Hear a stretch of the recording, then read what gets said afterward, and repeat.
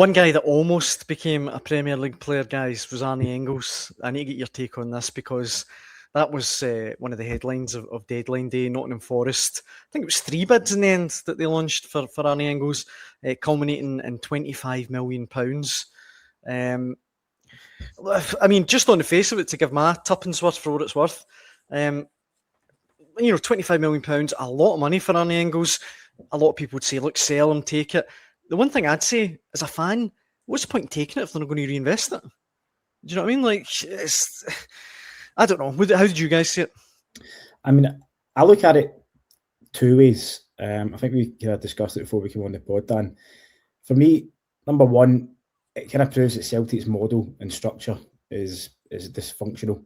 That's a record equal in sum for a player who hasn't exactly lit up Scottish football. £25 million is how much Jota and Kieran Tierney were sold for in the past.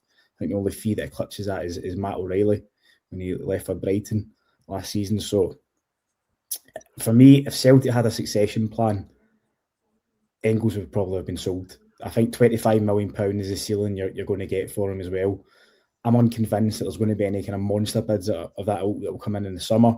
I think that Forest were probably scrambling around in the last couple of days. Sean Dyche admitted he was desperate to sign a midfielder.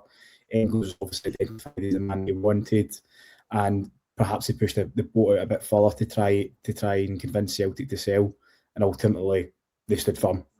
So that's one way that I look at it. The second way I look at it is the board have been bashed for asset stripping and leaving the team short over the last few years, and now they've put the football department ahead of the finance department.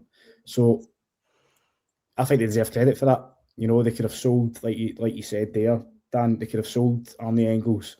They could have banked the £25 million, and then it might not have been reinvested. They could have sold him without signing the replacement like they did with Adam Ida and Kyogo. And we all know what happened in those scenarios. So for me, overall, my opinion is if they did have a succession plan, he would have been sold. They clearly weren't confident that they would be able to sign a replacement in time. I think had the bid come in maybe 3 or 4 weeks earlier, or even at the start of the window, I think Engels probably would have been sold. And they would have reinvested it in other areas of the park, and obviously find another midfielder. So that's kind of my view on it. I think with it coming so late in the window, I think, to be honest, Martin O'Neill made it clear as well that he wasn't for sale. We remember the saga with Adam Ida at the end of the summer window. Roger said he wouldn't be sold until the replacement was signed. He was sold, and the replacement wasn't signed until after deadline day when it was Kelechi Iheanacho, and Rodgers had to pull in a favour. So if Celtic were to do that again with Martin O'Neill, then yeah, I think there would have been issues. So for me, I think I totally understand why he's still here. I'm just unconvinced that Celtic are going to be able to command that similar sort of fee for Engels come the summer. I think 2 years was probably the plan for Engels at Celtic. When players come from the Bundesliga, they will use, or leagues of that calibre, will use Celtic probably as a stepping stone to go on and play in the Premier League. That's probably Engels' plan. So I do think he will move on in the summer, but I think if Celtic were to sell him now without signing a replacement, they'd clearly be weaker. So overall, I think it's the right decision to keep him. It's no telling, Mick, though, how Arne Engels is going to react to this news. I mean, our colleague, transfer guru Scott Burns, said on last night's Hotline Live that his information is that Arne Engels was absolutely furious that the bids were turned down. It's just a mess. I mean, as Ryan kind of hinted at, an organised club in 2026, I know it's deadline day, but they would have 2 or 3 alternatives to just push the button on, to go out and go, look, need to pay a bit over the odds, but XYZ player. Celtic didn't have that.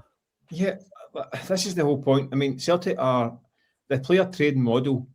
You have to trade the players. I mean, and you can say, oh, it was late in the window. Well, that's when the big money comes in. That's when Celtic have made big money on Moussa Dembele. They had Edward in the building already.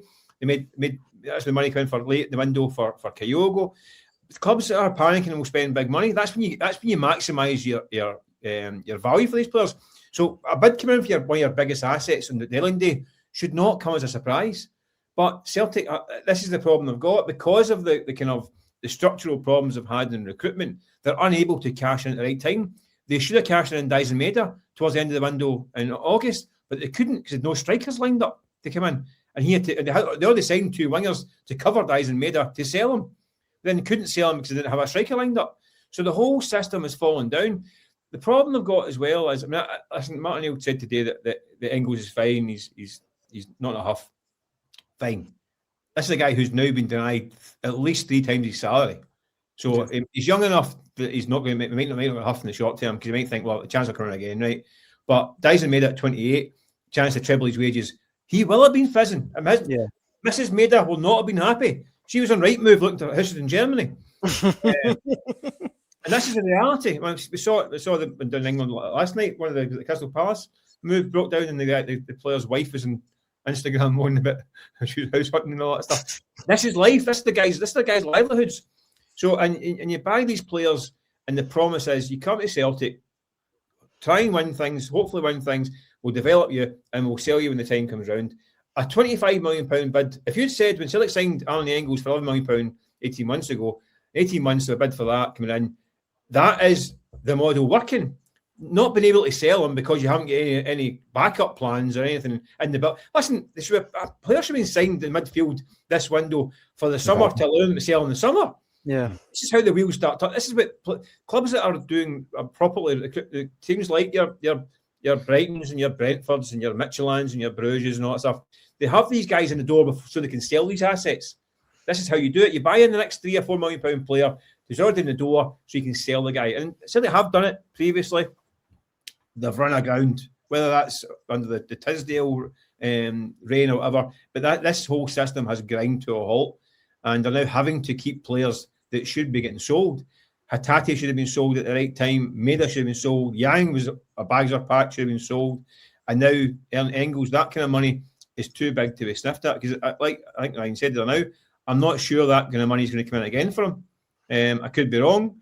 I think he will make. I think Celtic might make 18, 20 million pounds on him. So I think he is equipped to play at a high level, probably more so than he's equipped to play in Scotland. To be fair, I think he struggles with the kind of wild and wacky blood and thunder nature of Scotland sometimes.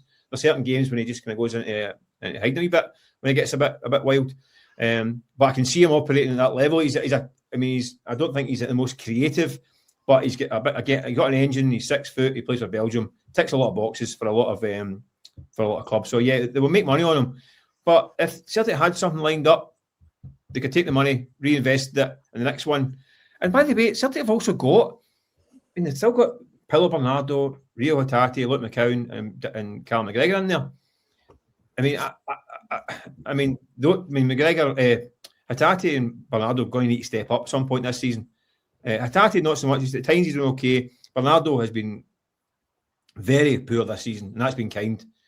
Barely kicked the ball all season. Got to step up. Big money signing, by the way, having looked good on loan and come back, not been so much. Needs to get the kind of finger out at some point in the next few weeks. But Celtic should have be agile. What was it old Ange Postecoglou said? You need to be agile in the market so that when the chance comes to cash in, take it, reinvest, get another hungry player to do the same again. That's what drives success and keeps the recruitment model, the player trade model working. Unfortunately, with Celtic now, it's all kind of hit the buffers really, and it's all stop gaps and temporary patches and trying to get through the summer. And then, by the way, listen, there's a title race to look forward to, but by blimey, there's some work required this summer. Oh man, manager, somebody who head of recruitment, stroke director of football, which isn't going to happen, by the way. Chairman. By the way, there's about 10 first-team players that are out of contract or loans are up. It's a major work required in the summer. And they really need to start it now, to be honest. But in the meantime, they need to try and go over the line of title races.